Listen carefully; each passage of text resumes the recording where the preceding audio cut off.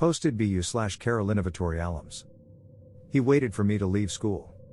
In 2019, I was just 15 years old and I was in high school.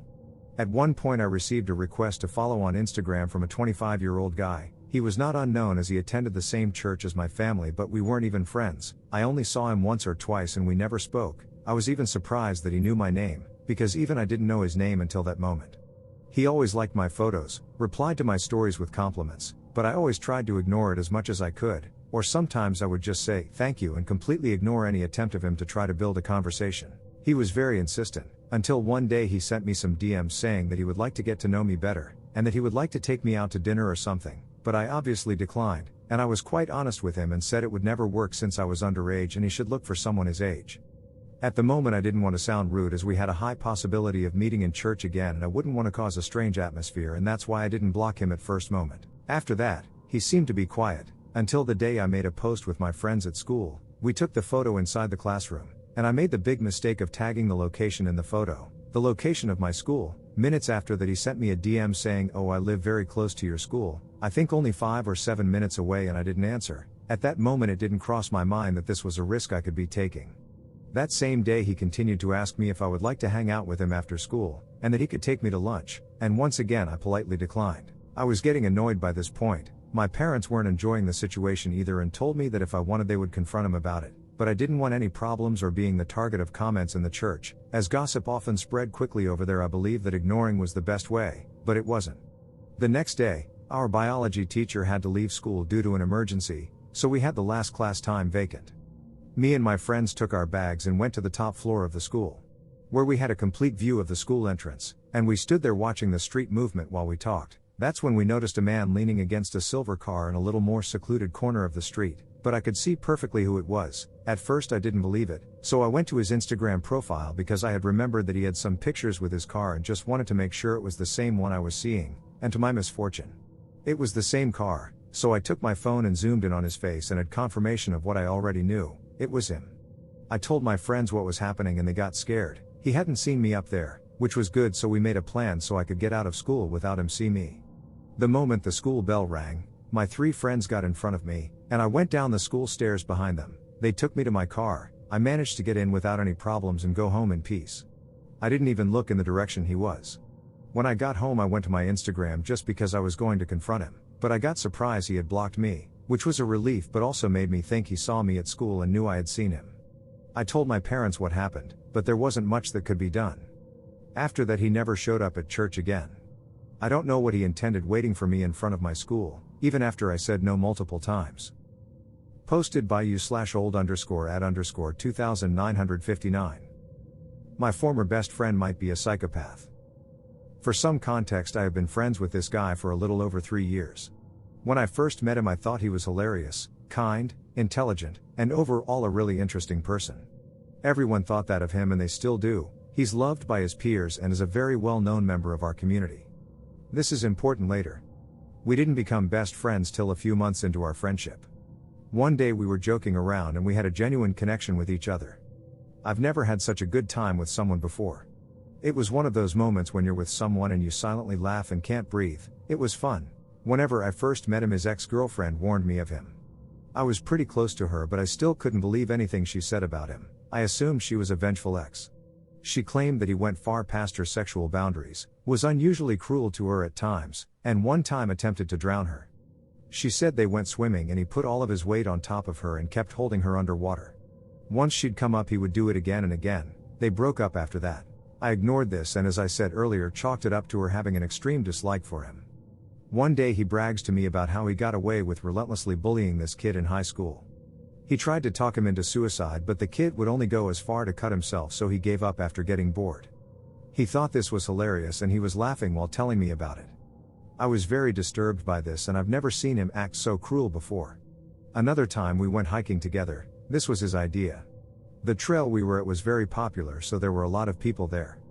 This one woman stood out to him, I guess, and he kept commenting on how gorgeous she was. She was with a man who I guess was her husband or boyfriend, and I just thought the whole thing was strange. Afterwards we went out to eat inside of this plaza and he guided the conversation to the topic of sex.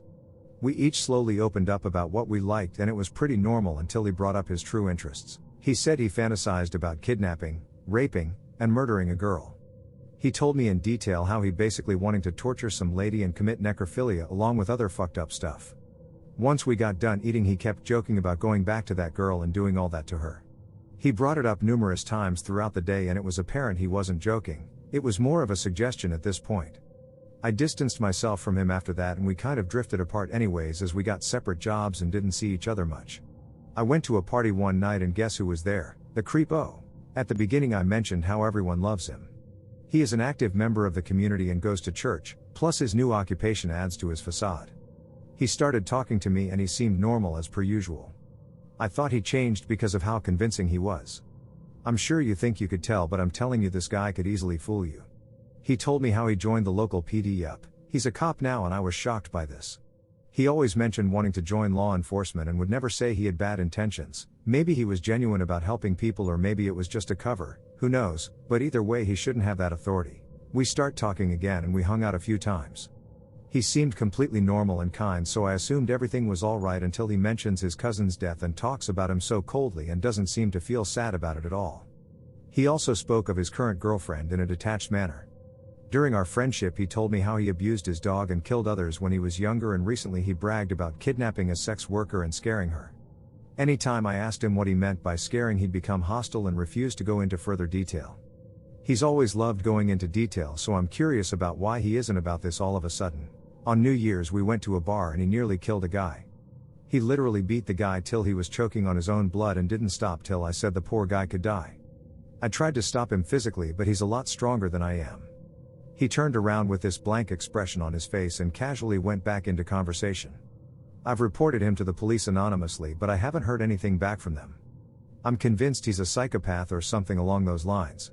TL.D. Our former best friend nearly drowned ex, abused/killed animals, tried to talk guy into suicide, fantasied about kidnap, rape, and murder, is a master manipulator, and nearly killed a guy. He joined the police department and goes to church, is a well-respected and well-liked member of the community, and no one suspects how fucking crazy he is unless they've fallen victim to him or was close to him. Update: I contacted the FBI in my state and they said that they would look into it. After the conversation I have high hopes that this will be resolved. It sounded promising. I have more stories about some horrible shit he has done if any of you are interested. I've also received a lot of comments asking how I ignored the red flags for so long, and I don't have an answer for that. It was stupid of me to believe everything he said and I should have listened to my friend, his ex. I'll update further once I receive more information about him. Thank you all for the advice you have given. Posted by you/popcorn_is_corn. What the hell did I eat? Used to work the docks of a salmon cannery in Bumfuck, Alaska.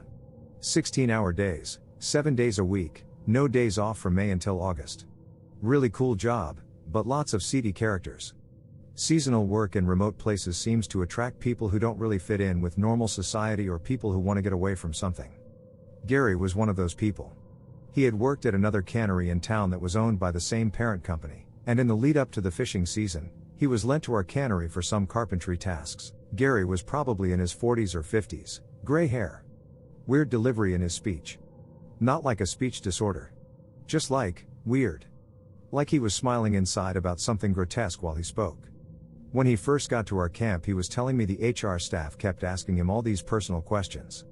I asked what kind of questions and he responded they wanted his full name and phone number. He told them he didn't feel comfortable with that and would be willing to work for a reduced rate if he could just keep that information to himself. Red flag. One day I'm working with a coworker on a little welding project when Gary pops out of a doorway. He goes, "Hey. You guys want some meat? We've been eating cafeteria food for weeks and working hard enough that we always maintained a caloric deficit. You don't say no to food." He cut us each off a slice. Smoked something. Now here's some personal info on me. My family is Eastern European. I was born in NYC and then spent half of my childhood in NC. I have been eating smoked meats of every variety all my life. It's a piece of my culture basically. I don't know what the fuck this was. It was almost pork, but it was not pork. Gary goes, "You guys like that?" To which we respond sheepishly, "Yeah, thanks Gary." Gary literally laughs. Like slowly and creepily. And fucking leaves. Now me and the guy I'm working with look at each other and laugh it off and say, "Shit, well we just ate Gary's wife." Dark vibes, love that job. Anyway, later that night. I'm in the cafeteria alone eating a bagel. Gary walks in. Hey man. You liked the meat earlier? Yeah, Gary, it was good. I respond. Gary goes, that's funny, man, and laughs softly. I'm pretty sure I ate a slice of Gary's wife. Posted by you/garden banana. Creepy man comes to my door and asked if my husband was home twice. First time poster here, so I'm sorry if this is the wrong place to share. I've wanted to tell this story for a little while, but now that I no longer live in the same city I feel more comfortable sharing. My roommate, 24M, and I, 24F, lived in a duplex house less than a block away from the university in town, so our street was always very busy with cars or people walking to campus day and night.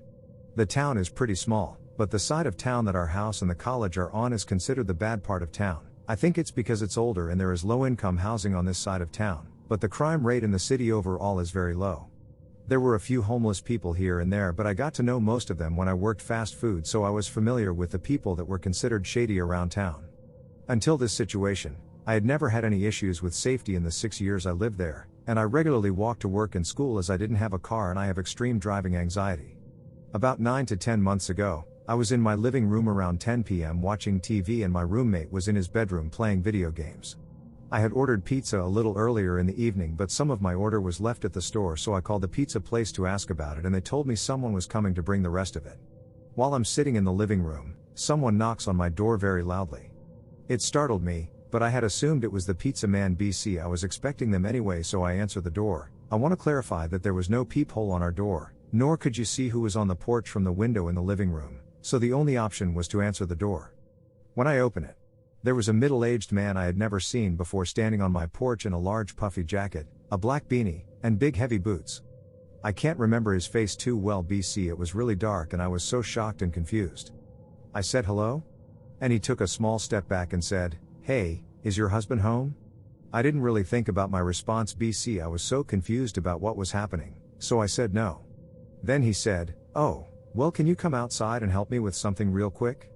This immediately told me to get out of the situation, so I told him to hold on, closed and locked the door and went to get my roommate. I explained what happened to my roommate and he went outside to see what was going on. The man had fully vanished. It had been less than 5 minutes since I had closed the door and got him, so the man must have either run away or gotten into a car with someone and driven away. I felt like a crazy person BC, I was the only one who had seen him, and my roommate just told me not to answer the door that late unless I knew who it was. I was really shaken up after this incident, so I called my boyfriend crying to tell him what happened, and he came over to make sure I was alright. Things were normal after that, but I was still very cautious at nighttime BC, I didn't want this to happen again. Flash forward to about mid-February. It was about 8 p.m, I had been sitting in my living room watching TV, probably waiting on food delivery again, but I can't recall, when someone knocks on my door very loudly. Once again, I'm startled, but I go to answer it. When I open the door, I am almost certain that it's the same man from the last time wearing the same clothes. He starts to ask me again if my husband is home, and I immediately slam the door in his face, lock it, and get my roommate again. Once again, the man is gone by the time my roommate gets outside. I am absolutely terrified at this point. For it to happen once seemed like a fluke, just a weirdo at my door. But twice? My roommate and I go back and forth about calling the police, and finally I decided to do it. I called the non-emergency line, filed a report, and a cop came to my house, took the description, and said they'd keep an eye out for him. She asked me if I noticed anything specific about him, like if he had weapons or if there was another car out on the road, but I didn't see any of that. I left a note in my duplex neighbor's mailbox to tell them about it BC. I knew there was a girl around my age that lived there and I wanted to make sure she was aware for her own safety, but she told me that he had never come by her house and never seen him. Nothing like that ever happened again prior to my moving out, but it stuck with me for a long time and honestly still makes me wary to this day. Now, I am very cautious when I leave my house even in the daytime.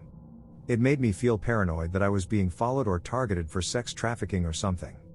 Thankfully, I now live in a completely different city with my now fiancé and I feel a lot safer.